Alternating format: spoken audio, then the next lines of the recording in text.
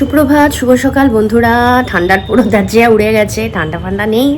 আর এইভাবেই ঠান্ডাটা আমাদের লাগছে সেটাও জানি। যাই হোক, আমার শরীর আগে থেকে অনেকটা ভালো, কাশিটা অনেক কমে গেছে, খুব সামান্য রয়েছে, তো ওটা আস্তে আস্তে ঠিক হয়ে যাবে। আর আমি এখন বাজে 9টা, 9:15 বেজে গেছে। আজ ঘুম থেকে অনেকক্ষণ ঘুমিয়েছি, 8:30 অবধি ঘুমিয়েছি আমি আর সৌমিক। অ্যাকচুয়ালি সৌমিকের আজকে না গেস্ট আছে তোমার কসবার দিকে, ওখানেও লাঞ্চ করবে সৌমিক। অ্যালভিটোর মনে ফ্ল্যাটে যাবে, ওখানে কোথায় কি করবে আমি ঠিক জানি না। যাই হোক, 10:30টায় বেরিয়ে অফিস যাবে, অফিস থেকে ডাইরেক্ট মলার ওখানে ঢুকবে। আর জাস্ট ব্রেকফাস্টটা করেও বেরিয়ে যাবে। ডিম সেদ্ধ বসাচ্ছি, তোমাদের দেখাচ্ছি কি কি ব্রেকফাস্টে করছি আর লাঞ্চে কি হবে। এই দেখো, চা খেতে খেতে আমি এখন রান্না করছি। এদিকে সবজি কেটে নিয়েছি, সব রকম আনাজ দিয়ে রুটির একটা সবজি বানাবো আর ভীষণই অল্প তেলে রান্না করব। তো তেলটা মনে হচ্ছে না একটু বেশিই পড়ে গেল। যাই হোক, কড়া খুব গরম হলে তারপরে আমি তেল দিই, তার উপরে আবার তেলটাকেও ভালো করে গরম করে নিই আগুন বাড়িয়ে, আর কড়ার চারদিকে বেশ মাখিয়ে নিই, তারপরে আমি সবজিটা ছাড়ি। আর সবজিটা কিভাবে ছাড়ি তোমাদের দেখাচ্ছি। এই 5 রকম সবজি দিয়ে এই সবজিটা না আমি 5 ফোড়ন দিই বা 3 ফোড়ন যাই হোক এই দিয়ে করি। আর বললাম না তেলটা একটু বেশি হয়ে গেছে, দেখো সবজি ছাড়ার আগে তেলটা আমি বাটিতে তুলে রেখে দিয়েছি। সত্যি কথা বলতে এখন যদি আমি ক্যামেরা ধরে কথা বলি না, তাহলে সৌমিকে ব্রেকফাস্ট করতেও মানে একটু দেরি হয়ে যাবে। আমি এখন আটা বের করে নিয়েছি, ডিম সেদ্ধ বসিয়ে দিয়েছি, তোমাদের সঙ্গে শেয়ার করছি। এই দেখো, ওদিকে ডিম সেদ্ধ বসিয়ে দিয়েছি, তরকারিতে জল দিয়ে দিয়েছি, তরকারি হচ্ছে, আর এই চাটা মারব।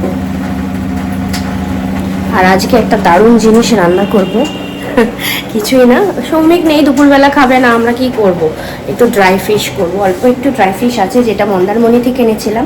একদিন তো অনেকটা খাওয়া হয়েছে আর অল্প রয়েছে, একটু ভেবেছিলাম বেশি করেই আনবো, কারণ ওখানে ড্রাই ফিশটা এত ভালো খেতে না, বালিতে একদম কিচকিচে নয়, হালকা সামান্য বালি, সমুদ্রে যেরকম থাকে। আর তোমার খুব মানে মাছটা বেশ ফ্রেশ, মানে কয়েকদিনের শুকনো, বেশ সুন্দর। মানে এখানকার ড্রাই ফিশ নিলে আমি দেখেছি একটুখানি তিতকুটে লাগে, কিন্তু ওখানকার এত ভালো ড্রাই ফিশটা, খুব একটা বিচ্ছিরি চড়া গন্ধ না। আমি তোমাকে বারবার কথাটা বলছি, কারণ চড়া গন্ধর কথা কেন বলছি, আমি একদমই বিয়ের আগে খাইনি, কারণ আমার মা বাবার বাড়িতে কোনোদিন ড্রাই ফিশ হয়নি। এই শ্বশুরবাড়িতে এসেই দেখছি হয়। আগে তো আমি জানলা দরজা বন্ধ করে বসে থাকতাম ঘরে, এদের জয়েন্টে যখন আমাদের রান্না হতো। তারপরে শাশুড়ি বললো যে একটুখানি দাঁতে কামড়ে দেখো, খুব একটা খারাপ হবে না বলে ওই খেতে খেতে এখন একটু খেতে শিখেছি। তবে আমার ঘরে যখন হাজব্যান্ড আর বাচ্চা যখন ভালোবাসে, আমাকে তো না খেলেও করে দিতে হবে। তো সেই জন্য এখন একটু মোটামুটি খাই, দুপুরবেলাটা খেলে রাত্রে আর খাবো না, এই আর কি। সৌমিক আমাদের পূবের দিকের জানলায় বসে ব্রেকফাস্ট করছে, রুটি সবজি আর ডিম সেদ্ধ। আর রিকন আর আমি এখানে বসেছি টিভির সামনেটায়। তো সেটাই বলছি যে মায়ের সঙ্গে যত প্রেম প্রীতি, তোমার ভালোবাসা, মায়ের গায়ে গা লাগিয়ে সারাক্ষণ মানে এইরকমই করতে থাকে। ও সারাক্ষণ আমার সঙ্গে একদম লাগোয়া আছে। ওরও দোষ না, ছোটো থেকে আমাকেই তো সবসময় ও কাছে পেয়েছে না, ওর বাবাকেও কোথায় পেয়েছে। ওই জন্য বাবার প্রতি না সেই টানটা ওর নেই। মানে ওর বাবি যদি এখনও 3-4 দিন 5 দিন বা 1 মাসের জন্য কোথায় যায়, খুব একটা ওর ফিল হয় না। কিন্তু মা একদণ্ড কোথাও গেলে 10 বার ফোন করবে, মাম তুমি কখন আসবে, তুমি কোথায় আছো, তুমি ঠিক আছো তো, এই রকম মানে চিন্তা ভাবনা ওর। তো একসঙ্গে টিফিন করে খেয়ে নিচ্ছি, তারপরে আমি বাকি রান্নাটা করব। সৌমিক তো বেরিয়ে যাবে গেস্টে, আমার বেটা খাবো শুধু ড্রাই ফিশ আর ভাত করবো, আর কিচ্ছু করবো না। তারপরে যদি রাত্রে মনে হয় কিছু করার, তখন রাত্রে করব। আর আজকে ভাবছি একটু পার্লারে যাব, না হলে না সময় হবে না, কারণ সৌমিকও থাকবে না। দুপুরটা আমি পুরো ফাঁকাই থাকবো, খেতে মানে খাবার বেড়ে দেওয়ার ঝামেলাটা থাকবে না আর কি। তাই ড্রাই ফিশ রান্না আমি বসিয়ে দিয়েছি, মাছটাকে ভীষণ ভালো করে ধোয়াধুয়ি করেছি, করে তারপরে তেলের মধ্যে ভেজে নিয়ে তুলে রেখেছি। তারপরে সব তেলের মধ্যে পেঁয়াজ কুচি, যেরকম মাংস রান্না করে আদা পেঁয়াজ রসুন দিয়ে কষিয়ে, টমেটো আর সবজি, আমি একটু জল দিইনি, সবজির জলেতেই এই মাছটা রান্না আমি করে ফেলি। আর একদম কমিয়ে ঢাকা চাপা দিয়ে রান্নাটা করি। মাছগুলো দেখেছো আমি কিরমভাবে পিস করি, ছোট ছোট করেই টুকরো করি। আর খেতে রিকন তো বললো দারুণ, অসাধারণ হয়েছে। তো স্নান করে এখন চলে এসেছি, এবার পুজো দেওয়ার পালা। তার জন্য আমাকে ছাদে যেতে হবে, ছাদে কি ফুলগুলো তুলে আনতে হবে, কারণ এখন অবধি ফুল তোলা হয়নি। সকাল সকাল ফুল তোলা হয় না কেন, ফুলগুলো না ঠিক মতন ফোটে না, জবা ফুলগুলো, ওই জন্য। চলো ফুলগুলো তুলে নিয়ে আসি তোমাদের সঙ্গে নিয়ে। আর সৌমিক এসে বলল, সকালবেলা গাছে জল দিতে গেছিলো তো, এসে বলল যে অনেক ফুল ফুটেছে জানো তো বাবু, কখন তুলবে? আমি ঠিক নিয়ে আসবো।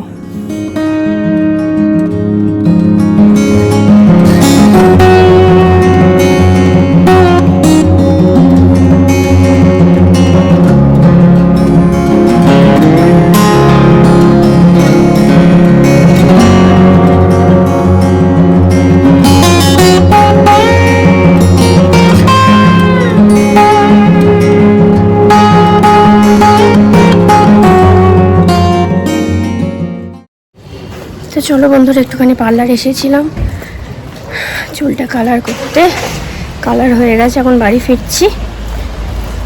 চলো বাড়িতে গিয়ে দেখা হচ্ছে তোমাদের সাথে। এই যে রিকন সাইকেল পড়ে টরে এসে এখানে রেখে গেছে, এবারও নামছে উপর থেকে। এই যে আমি এখন সাইকেলটা ওকে নিয়ে তুলবো।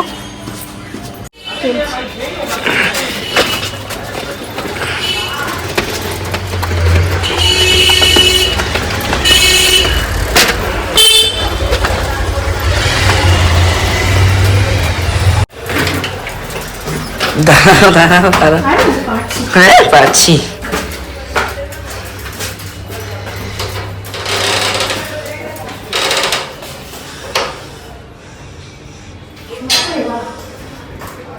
তো বন্ধুরা গুড ইভিনিং, আমি তো এখন এসে গেছি বাড়িতে। তো চুলটা কেটেছি, তবে আরেকটু ছোট করলে ভালো হতো, চুলটা সেই বড়ই রয়ে গেল। আর যাই হোক, আবার 1-1.5 মাস পর গিয়ে কেটে আসবো সেরম হলে। তো এসেই আমি কি করলাম, রিকনকে একটা পোচ করে দিলাম। ওকে বললাম কিছু খাবার নিয়ে আসবো না, আনতে হবে না, বাইরের এই খাবো, আমার পেট হবে, এই প্রবলেম হবে, সামনে পরীক্ষা। যাই হোক, কথাটা ঠিকই বলেছে। তো কি করব এখন, এই যে ডিম কষা করব, ওই জন্য ডিম সেদ্ধ বসিয়ে দিয়েছি। এখানে কাঁচা লঙ্কা, পেঁয়াজ, টমেটো পেস্ট করব। এখানে আলু কাটা হয়ে গেছে, আর এই যে কড়াটার মধ্যেই একবারে ওকে পোচ করে দিয়েছিলাম। আর এটার মধ্যে আছে আদা রসুনের পেস্ট। এখানে তো দুপুরে ড্রাই ফিশ কষাটা আছে, দারুণ খেতে হয়েছিল, এত ভালো খেতে হয়েছিল।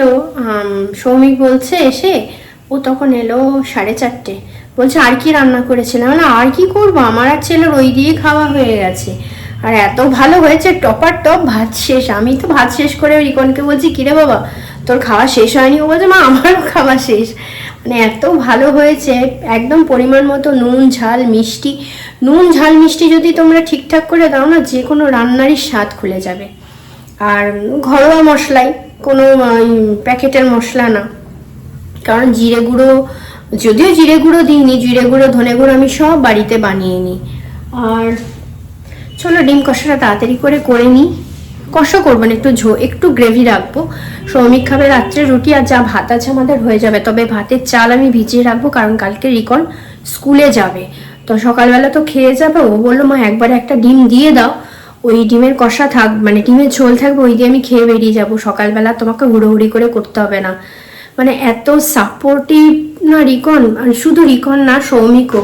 মানে কি বলতো, আমি সত্যি কথা বড়াই করছি না, ফ্যামিলি মেম্বাররা যদি সাপোর্টিভ না হয়, তোমার প্রবলেমটা না বোঝে বা সলভ করে, তাহলে কিন্তু ভীষণ মুশকিল। যেমন ধরো, আমি যদি একটু ঘুম থেকে উঠতে দেরি করি, সৌমিক চাটা বসিয়ে দিল। যেমন আজকে আমি পার্লারে গেছিলাম, সন্ধেটাকে দেবে রিকন, সন্ধে পুজো দিয়ে তারপরে টিউশনে বেরিয়েছে। সৌমিক একবার ফোন করে জিজ্ঞাসা করলো তোমার কি বাবু হয়েছে, তাহলে রিকন পৌঁছেছি কিনা একবার জিজ্ঞাসা করো, এইরকম আর কি। ও যখন গেস্টে ছিল আজকে, ওকে আমি ফোন করেছিলাম যে আমার তো দুপুর 1টার সময়, এই 1-1:30টার সময় যাওয়ার কথা ছিল পার্লারে। তা ওর সাজানো ছিল বিয়ে বাড়ির, তাও আমাকে বললো বিকালে এসো। আমি সৌমিককে আবার ফোন করে বললাম যে বাবু আমি কিন্তু এই সময় যাচ্ছি না, আমি বিকালে যাবো।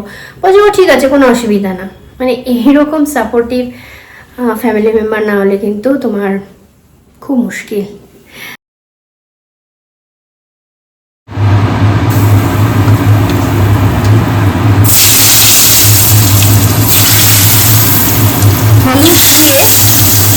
তারপরে যে কোনো সবজি পাতি তেলের মধ্যে ছাড়বে, তাতে কি বলতো তেলটা না ছিটকে না।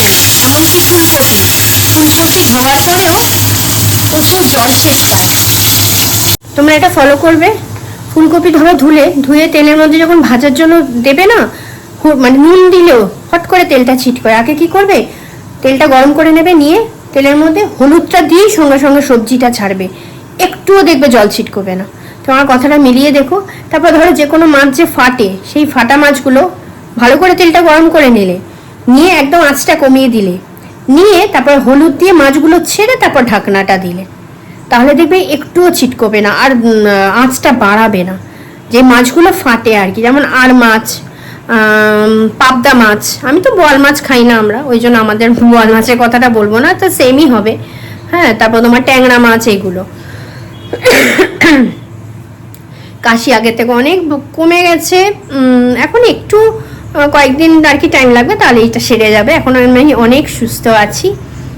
আর কাজে কর্মে এনার্জি না থাকলে এখন এখন ধরো 9:20 বাজে, আমি এসেছি অনেকক্ষণই, রিকনের সঙ্গে একটু বসেছিলাম গল্প করতে। গরম গরম করবো, সৌমিক খাবে। এনার্জি থাকে বলো না, যদি শরীর ঠিক না থাকে। চলো, তো ক্যামেরা ধরলে না তোমাদের সঙ্গে বক বক করতে আমি মানে টাইমই ভুলে যাই যে আমাকে এইটা করতে হবে ওটা করতে হবে, আর দেরি হয়ে গেলে আমার মুশকিল। চলো তাড়াতাড়ি করে। তো বন্ধুরা এখন বাজে 11টা 10, এই 10টা 10, আমি ভেবেছি 11টা 10। খুব তাড়াতাড়ি আমাদের ডিনার এখন হয়ে যাচ্ছে। অ্যাকচুয়ালি সৌমিক 9:30 নাগাদ চলে আসছে, ওই জন্যই তাড়াতাড়ি হয়ে যাচ্ছে। তো চলো ব্লগগুলো দেখো কীরকম লাগছে, আমাকে কমেন্টের মাধ্যমে জানাও। আর পুরনো বন্ধুরা যে এখন আমার সঙ্গে আছো, তাদের কমেন্ট পেয়ে আমি ভীষণ আপ্লুত, বিশ্বাস করো, আমার খুব ভালো লাগছে। তো চলো ভিডিওটা এখানেই শেষ করছি। তোমরা সবাই ভীষণ ভালো থাকবে, সাবধানে থাকবে, সুস্থ থাকবে। আর নতুন আবার একটা ব্লগের জন্য তোমরা অপেক্ষা করো, কালকে নিশ্চয়ই দেখাচ্ছে তোমাদের সঙ্গে।